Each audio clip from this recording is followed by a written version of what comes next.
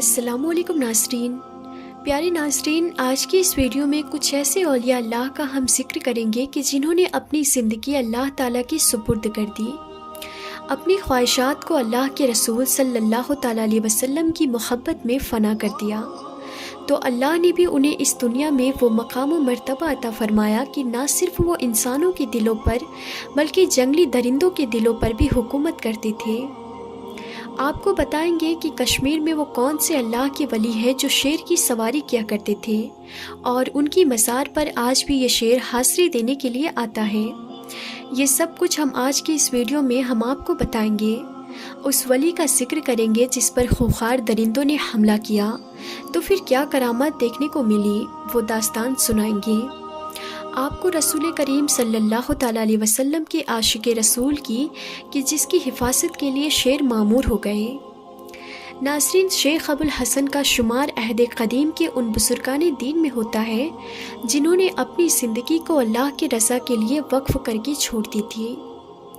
اس زمانے میں مصر میں احمد بن طولون کی حکومت تھی۔ وہ ایک ظالم بادشاہ تھا، اپنی حکومت کے لوگوں پر ظلم و ستم کیا کرتا تھا، اور یہی نہیں بلکہ اس کے دور میں ریاست میں فحاشی اور بے حیائی کا دور ہوا کرتا تھا۔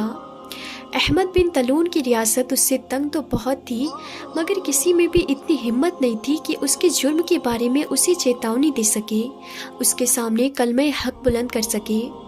لیکن پیارے ناظرین، اللہ کے دوستوں کو تو کوئی ڈر اور کوئی خوف نہیں ہوتا ہے۔ چنانچہ شیخ ابو الحسن اس کے سامنے گئے اور اس کے ظلم و ستم سے باز آنے کی تلقین کی۔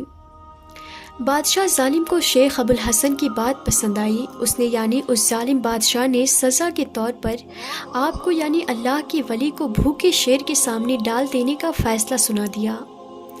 اس کی ہدایت پر جب ایک شیر کو کئی روز تک بھوکا رکھا گیا اور اس کے علاوہ شہر بھر میں اعلان کروا دیا گیا کہ ایک باغی کو سرے عام سزا دی جائے گی اور اسے بھوکے شیر کے آگے پھینک دیا جائے گا۔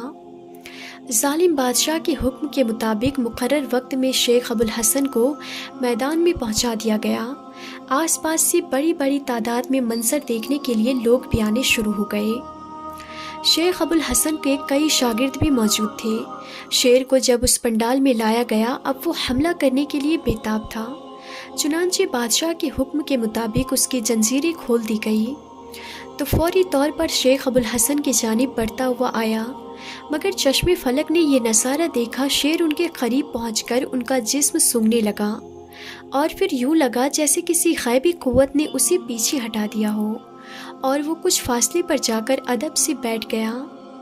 میدان میں ہر طرف اللہ اکبر کی صدائیں بلند ہونے لگی۔ بادشاہ یہ منظر دیکھ کر برداشت نہ کر سکا اور وہ وہاں سے اٹھ کر چلا گیا۔ شیخ ابو الحسن کو آزاد کرنے کا حکم دے دیا گیا۔ جب ان کے شاگرد ان تک پہنچے اور ان سے دریافت کیا کہ آپ کو کوئی خوف محسوس ہوا تھا، شیخ ابو الحسن نے جواب دیا کہ اللہ کی قسم مجھے کسی قسم کا کوئی خوف محسوس نہیں ہوا تھا۔ میں اس وقت محض یہ سوچ رہا تھا کہ اس جانور کے منہ سے نکلنے والی جھاگ سے میں کہیں ناپاک تو نہیں ہو جاؤں گا، مجھ سے اللہ اور اس کے رسول کی حمد و ثنا چھوٹ تو نہیں جائے گی۔ تو پیارے ناظرین، ایسے ہوتے ہیں اللہ اور اس کے رسول صلی اللہ تعالیٰ علیہ وسلم کے غلام جو اپنے آقا سے محبت پر ناز رکھتے ہیں اور دنیا کی کوئی طاقت ان کا بال بھی بانکا نہیں کر سکتی۔ اسی وجہ سے انہیں کسی چیز کا ڈر باقی نہیں رہتا۔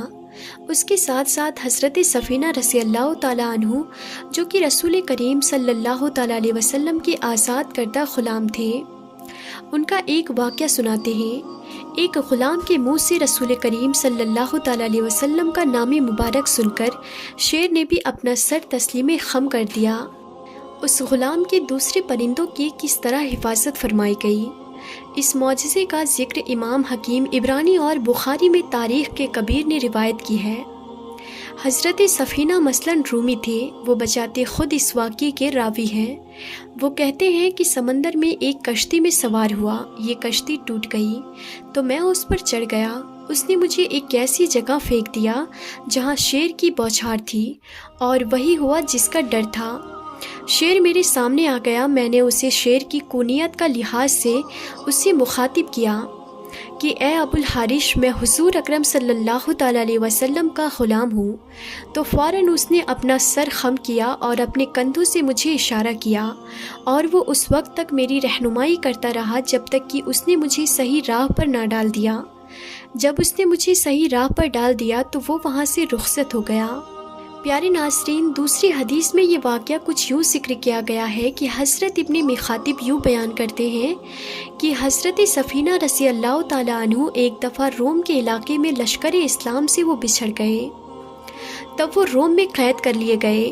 وہ وہاں سے بھاگے تاکہ وہ اپنے لشکر سے دوبارہ مل سکیں کہ اچانک سے ان کا سامنا ایک شیر سے ہو گیا۔ انہوں نے اس سے کہا، اے شیر، میں حضور اکرم صلی اللہ تعالیٰ علیہ وسلم کا غلام ہوں، اور میرا معاملہ اس طرح ہے کہ میں لشکر سے بچھڑ چکا ہوں۔ یہ سننا تھا کہ فوراً شیر اپنی دم ہلانے لگا اور ان کی طرف آیا اور ان کے پہلو میں کھڑا ہو گیا۔ جب بھی وہ کسی اور درندے کی آواز سنتا تو فوراً شیر حضرت سفینہ رضی اللہ تعالیٰ عنہ کے آگے چلتا، اور جب خطرہ ٹل جاتا تو وہ وہیں سے واپس آ جاتا اور ان کے پہلو میں چلنا شروع کر دیتا، اور اسی طرح شیر ان کے ساتھ ساتھ چلتا رہا یہاں تک کہ وہ لشکر میں چلے گئے، اور اس کے بعد شیر واپس لوٹ گیا۔ اور پیارے ناظرین، آخر میں تذکرہ کرتے ہیں حضرت سید شیر علی شاہ کا، جن کی درگاہ جموں کشمیر کے ضلع کنج کے گاؤں میں واقع ہے۔ یہ گاؤں اپنی خوبصورت بلند بالا و چوٹیوں اور گھنے جنگلات زرخیز علاقوں کی بدولت ارد گرد کے علاقوں میں مشہور ہے۔ اور پھر اگر ان جنگلوں کی نسبت ایسے اولیاء کرام سے ہو جو تقوی اور پرہیزگاری میں اعلیٰ درجے پر ہو تو ان جنگلوں کی قدر و منزلت اور بھی بڑھ جاتی ہے۔